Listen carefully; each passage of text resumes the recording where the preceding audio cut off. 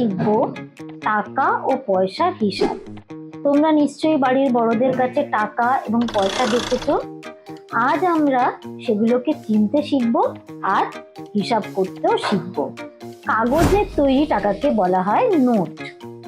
আর এই দেখো, এই হলো একটা 50 পয়সা।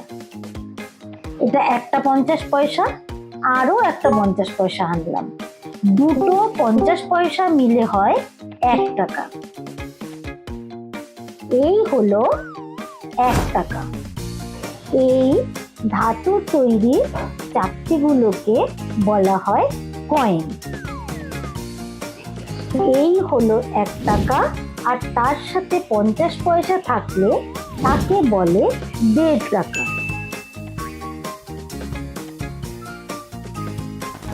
2 টাকা আর 50 পয়সাকে বলে 2.5 টাকা।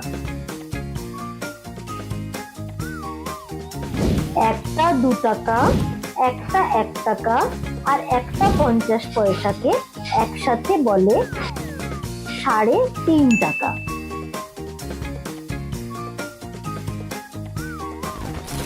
দুটি 2 টাকা আর একটা 50 পয়সাকে একসাথে বলে 4.5 টাকা।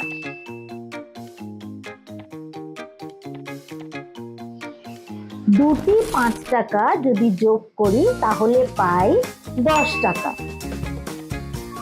10 টাকা যেমন কয়েন হয় তেমন 10 টাকার নোটও হয়। এই হলো 10 টাকার একটি নোট। দুটি 10 টাকা মিলে হয় 20 টাকা। এই হলো 20 টাকার নোট।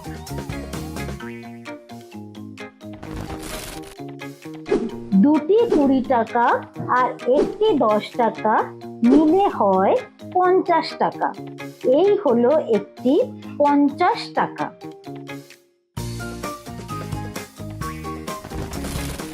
দুটি 50 টাকা মিলে হয় 100 টাকা। এই হলো একটি 100 টাকার নোট। দুটো 100 টাকা জুড়লে হয় 200 টাকা। এই দেখো, এইটা 200 টাকা। দুটো 200 টাকা আর একটা 100 টাকা মিলে হয় 500 টাকা। এই দেখো, এটা 500 টাকা।